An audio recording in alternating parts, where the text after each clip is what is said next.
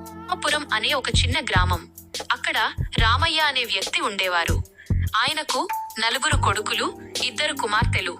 అందరితో కలిసి ఆ ఇల్లు ఎప్పుడూ కలకలలాడుతూ ఉండేది. కాని కాలం ఎప్పుడూ ఒకేలా ఉండదు కదా. రామయ్య దంపతులు వృద్ధులయ్యారు.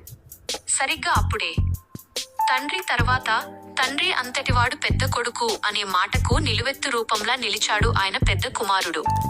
తన వ్యక్తిగత సుఖాలను, యవ్వనాన్ని, సంపాదనను, సర్వస్వాన్ని కుటుంబం కోసమే ధారపోశాడు. చెల్లెళ్ల పెళ్లిళ్లు, తమ్ముళ్ల చదువులు, వారి వివాహాలు, ఇలా ప్రతి బాధ్యతను తన భుజాన వేసుకుని పూర్తి చేశాడు. అని అసలు కథ ఇక్కడే మొదలైంది. ఆస్తి పంపకాల సమయం వచ్చింది.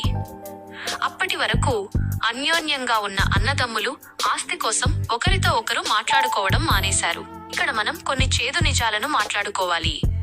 తన జీవితాన్నంతా తమ్ముళ్ల కోసం త్యాగం చేసిన అన్నకు ఆస్తిలో ఎక్కువ వాటా ఇవ్వాలా, లేక అందరికీ సమానంగా పంచాలా? విశ్లేషణ: ఇది ఎవరి తప్పు? ఒకరిది అని చెప్పలేం. బాధ్యతలను నెరవేర్చేటప్పుడు కనిపించని లెక్కలు ఆస్తి దగ్గరకు వచ్చేసరికి స్వార్థంగా మారిపోతాయి. ఆస్తి సంపాదించడం తండ్రి చేసిన తప్పు కాదు, కానీ ఆ ఆస్తితో పాటు త్యాగంలోని విలువను, సంస్కారాన్ని నేర్పించడంలో ఎక్కడో చిన్న లోపం జరిగింది. తమ్ముళ్లకు అన్న కష్టం ఎందుకు కనపడలేదు?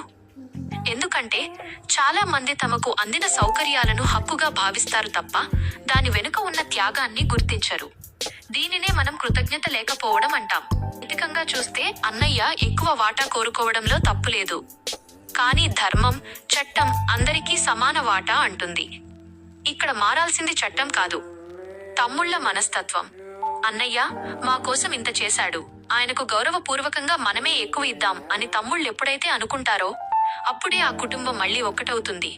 గుర్తుంచుకోండి, ఆస్తి కంటే మనుషులు, వారి త్యాగాలు చాలా గొప్పవి.